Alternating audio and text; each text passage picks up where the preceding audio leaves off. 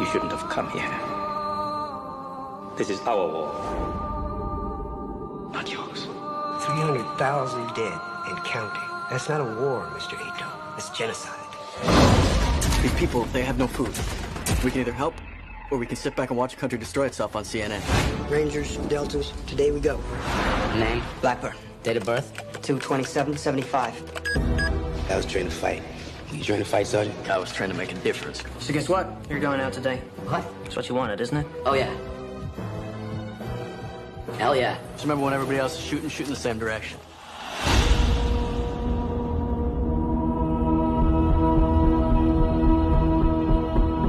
You ever shot at anybody before? No, Sergeant. Me neither. Once that first bullet goes past your head, politics go right out the window. Hey, baby, it's me. You there? Pick up if you're there. I love you, baby. RPG! Hold on! 6-4, go down! Got Black Hawk down. Black Hawk My men are surrounded by thousands of Somali militia. I need help now. Where's the rescue squad? We're in. I can't do it. It's what you do right now that makes a difference. People ask me, why do you do it, man? They want to understand it's about the men next to you. Don't let that man crawl! Somebody help that man! That's all it is. No one gets left behind, you know that.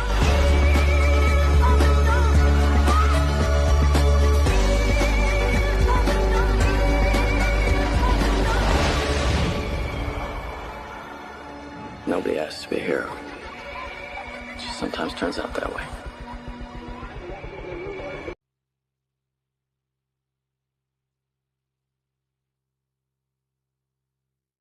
When a Delta Force-led mission goes awry, an all-night firefight ensues. It's known as the Battle of Mogadishu and is popularized in the film Black Hawk Down. The Pentagon won't confirm or deny reports that the Delta Force has been ordered to find and capture Somali military leader Mohammed Farah Aidid.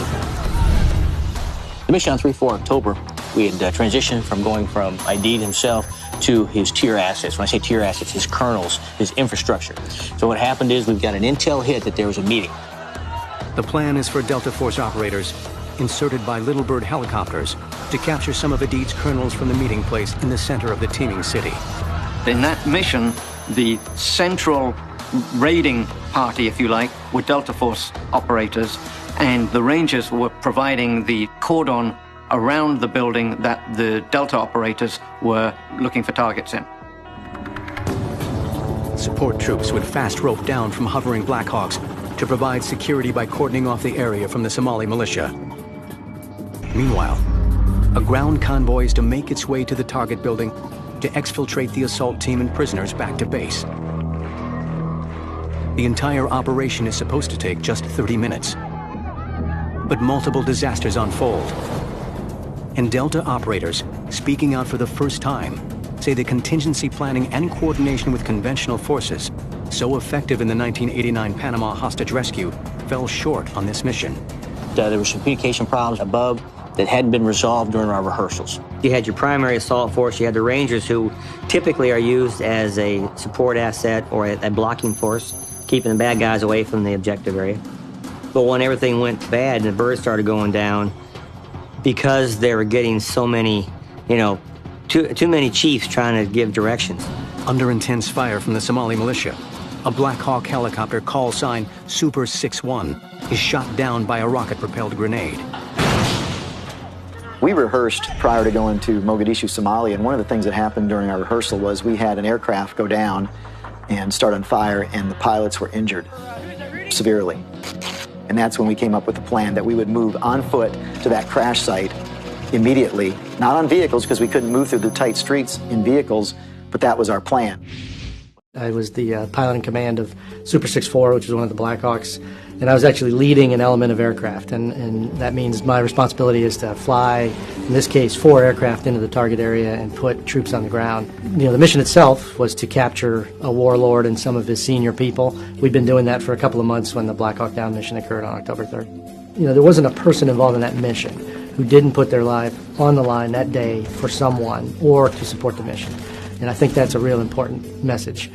We get caught up in a lot of other things, but that selflessness and that commitment to each other and that commitment to the mission, I think, is at the core of the story. The manifestation of it for me is Randy Shugart and Gary Gordon, the Medal of Honor recipients, who came to our crash site. They insisted that they be dropped off, and they were, and that's why I'm here today. I went to survival school, and in survival school, you go without eating for 3 days, and they slap you around a little bit. And then, for me, having experienced it for real, in the real world, it's not even close. In my mind, I died. When we crashed, I was knocked unconscious, and I think psychologically, that was the end for me. It was a violent crash. It was, you could argue, not survivable by looking at it. So you sort of have this rebirth, where now you have this second life. You thought your life was over, and what do you do with it? I have tried to raise the bar on myself, elevate my game, do things that I probably wouldn't have done if I hadn't had that experience. I've done a lot of things that, I would say stray outside the lines for me, but I did them because I realized I've already had a second chance. I'm not going to have a third, so I'm going to take full advantage of what's been offered to me. From a military perspective, this mission was a success. That mission that day was a success. We captured the people we were after. If you define success from a military perspective as casualties, the casualties on the other side far outnumbered ours. But we lost people. And anytime we lose people, we have such a high standard here with our military in the United States that any loss whatsoever is viewed upon with great speculation. But in the big picture, that's the price we're going to pay. I mean, if we're going to go try to fight ISIS, if we're going to go try to straighten out places like Afghanistan, people are going to die. And if we don't accept that going in, we shouldn't go. Because that is the world that we live in. It's dangerous, these missions are hard, and there will be a price to pay. I was stationed with the Army's 75th Ranger Regiment for many, many years, an elite special operations unit. And my unit and a couple of others were thrown together at the last minute and sent to Somalia to go capture a warlord. And the 7th and final mission is the events of Black Hawk Down. And in the course of the first 10 or the 15 minutes, I went through, to this day, the most intense enemy gunfire I've ever experienced in my life. In a matter of a city block or so, one of the guys who was sitting right behind me was shot in the head and killed instantly. Several of the men that were on my vehicles were wounded. And within a matter of minutes of arriving back at the base, my commander was telling me, Jeff, you need to get your men back on your vehicles and drive back out into those city streets and see if there's anybody alive at the Durant crash site. And to this day, standing at the back of that Humvee, getting ready to go back out into the city streets is, without question, the most terrifying thing I've ever done in my life. And I was really grappling with not going back out there. I was absolutely certain if I drive back through what we just went through, all of us are going to get killed. And then at the same time, my wife and I had been married for a few years, and we had been trying for a couple of years to have a child. And I got a letter in the mail just a few weeks before this saying that she was pregnant with our first child. And so I was thinking, I'm never going to see my family again. My child is going to grow up and never have an idea of who his father is. And deep inside of me, everything was saying, Jeff, this is crazy. Don't do this. But as a Ranger, I knew that I would totally be letting down my men. I'd be letting down the guys that are in the city streets who are fighting for their lives. So at the back of that Humvee, I started to pray. And I didn't stop what I was doing, didn't close my eyes, didn't bow my knees, just kept washing the blood off of the back of the Humvees and praying, God, I am in big trouble, and I know I'm going to die in the next few minutes, and I need your help.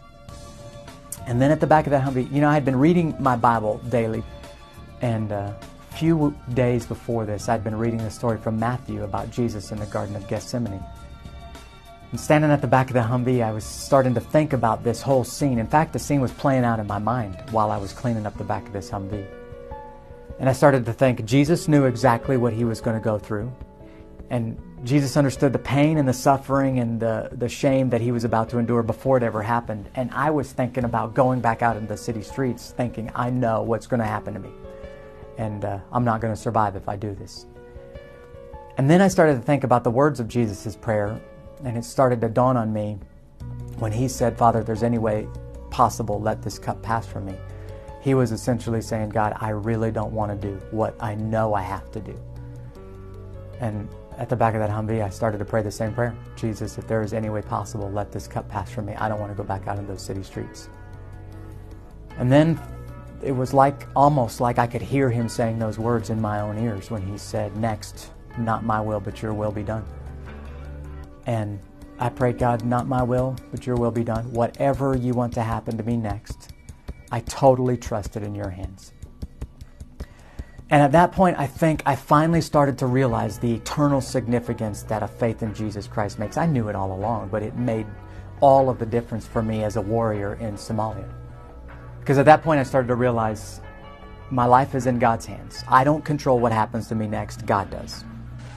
I do the absolute best I can, and I trust the results in His hands. But really, what made a profound difference for me, if I don't survive, my eternity has been settled 2,000 years ago at the cross. I know I am going to spend eternity in heaven. And really, it became so clear to me, go home to be with my family in the United States or go home to be with my Father in heaven, it doesn't really matter. No matter what happens next, because of my Christian faith, I cannot lose. It's a no-lose situation. And I think at that moment, I started to have total peace about what was going to happen next. For the entire rest of that night, I was still totally convinced that I was going to die. But from the moment that I finally realized my eternity is settled, there's nothing I can do but trust it in God's hands. From that moment on, I was at total peace with the idea that I'm going to die in the next few minutes. But I know where I'm going to spend eternity. What became really, really clear to me, and it was almost immediately after God gave me this supernatural sense of peace. When I'm talking to audiences, I tell them, I was thinking, I've tried to share my faith with my friends. They know that I'm a Christian. They know that Jesus Christ is the center of my life. But I've really not been as urgent as I should have been with them. And before I drove back out in the city streets the second time in Mogadishu, I started to pray, God, give me one more chance to talk to these men about Jesus. It's in your hands what they do with it after that, but give me one more chance to at least explain what I believe and explain what Jesus has done for them on the cross. And then I got back on those Humvees and drove back out into the city streets again and again and again. I spent the next 18 hours out there and stayed there until 9 o'clock the next morning. And we were being shot at all night long. My men were being wounded all night long. Guys were dying around me to my left and to my right all night long. But for me, the most pivotal events of Mogadishu were not that firefight. It was the day after the firefight was over with. I had almost immediately, as soon as I returned to my base the next morning, I had men walking up to me, waiting to talk to me. And they were saying stuff like, Jeff, I got to talk to you about Jesus. I need to talk to you about your faith. I could hear over the radio, when I heard your voice over the radio, I could hear something different in your voice than everybody else who was talking on the radio. They were saying stuff like, Jeff, you clearly demonstrated last night that you have something that I don't have. And I want to know what it is. And I had men waiting to talk to me almost for the next 24 hours, shaking me to wake me up in the middle of the night saying, I need to talk to you right now about your faith in Jesus. And I had a chance to share my faith with a lot of men who knew that I was a Christian, who I tried to talk to about Jesus many times before this, but they didn't want to hear it. Now we're saying, I got to know right now about Jesus, Jeff, and I need to talk to you about it. And I think what really captured it for me was I developed this sense of urgency in Somalia. I realized, man, life is precious, it's short, and the few opportunities that I have to share my faith with somebody, I'm going to take it as soon as I have that opportunity, because there's no promise that I'll have a chance tomorrow or next month to talk to somebody about Jesus. And just the sheer violence of Mogadishu showed me how fragile human life is. And I feel like I can look them in the eyes and honestly say, I know what you're going through, because I've been there myself. And let me tell you the difference that Jesus Christ makes. Let me tell you the difference going to war makes when you have Christ as the center of your life versus no faith whatsoever. So Mogadishu for me was a life-changing event, but it wasn't getting shot at that changed my life. It was the urgency of the gospel that I experienced the next day.